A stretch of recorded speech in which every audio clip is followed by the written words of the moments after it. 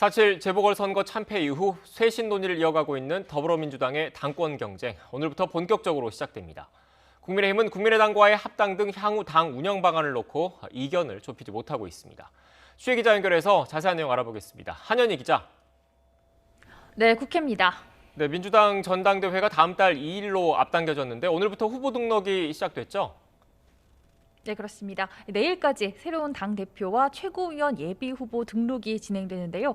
가장 먼저 4선 홍영표 의원이 당대표에 출사표를 던졌습니다. 홍 의원은 국민의 엄중한 경고를 깊이 새기고 혁신해서 당을 안정, 단결시키고 또 주도적인 역할을 강화해서 문재인 정부의 성공을 끝까지 책임지겠다고 강조했는데요. 직접 들어보시겠습니다. 겸손하지 못했습니다. 비판에는 귀를 닫았습니다.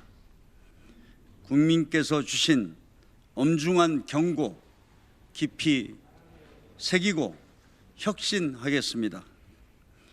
문재인 정부 성공과 정권 재창출을 위해 약속드립니다.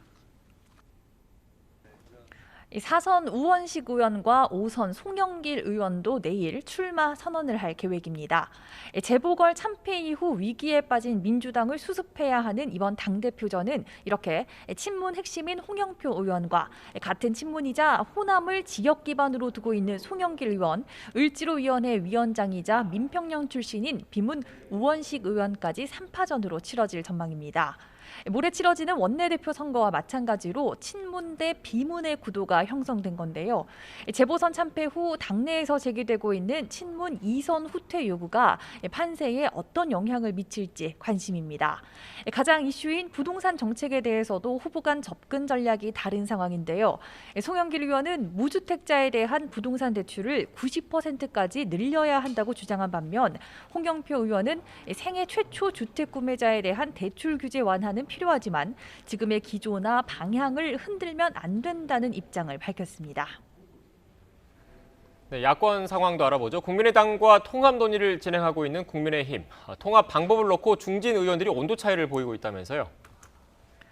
네, 그렇습니다. 국민의힘 지도부와 4선 이상 중진 의원들이 4.7 재보궐선거 승리 이후 처음으로 한자리에 모였습니다. 참석자 가운데 여럿이 당권 주자로 꼽혀서 더 주목되는 자리였는데요. 일단 야권 통합이 필요하다는 데는 뜻을 같이 했지만 합당과 전당대회 순서를 어떻게 할 것이냐를 놓고 미세한 차이가 나타났습니다. 차기 당대표 불출마를 선언했던 최다선, 서병수 의원은 전당대회는 전당대회대로 진행하고 합당을 추진해야 한다고 주장했습니다. 당권 주자로 거론되는 조경태 의원 역시 전당대회 일정부터 빨리 잡아야 한다고 촉구했습니다. 하지만 정진석 의원은 통합이 곧 자강이라며 더 큰 제1야당을 만들겠다는 국민과의 약속을 먼저 지켜야 한다고 강조했습니다. 홍문표 의원도 우선 국민의당과 대국민 합당 선언부터 해야 한다고 말했습니다.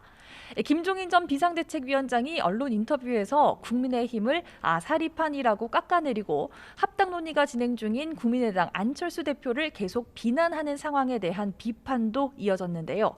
권영세 의원은 마시던 물에 침을 뱉고 돌아서는 건 훌륭한 분이 할 일이 아니라며 김 전 위원장을 맹비난했습니다. 직접 들어보시겠습니다. 간단하게 한 말씀만 드리겠습니다. 마시던 물에 침을 뱉고 돌아서는 것은 훌륭한 분이 할 행동이 아닙니다. 당내에서는 김 전 위원장이 재추대 움직임이 없는 것을 두고 공격을 이어간다는 볼멘 소리도 나오는 상황인데요. 이와 관련해 국민의당 권은희 원내대표는 김 전 위원장이 자신의 역할을 뺏길 수도 있다는 경쟁 심리 탓에 안철수 대표를 경계하는 것 같다고 평가하기도 했습니다. 오늘 오후 4시부터는 국민의힘 초선 의원들의 회동도 예정돼 있는데요. 이 자리에서도 합당 방법, 세대교체 방안 등을 놓고 논의가 이어질 전망입니다. 지금까지 국회에서 YTN 한현입니다.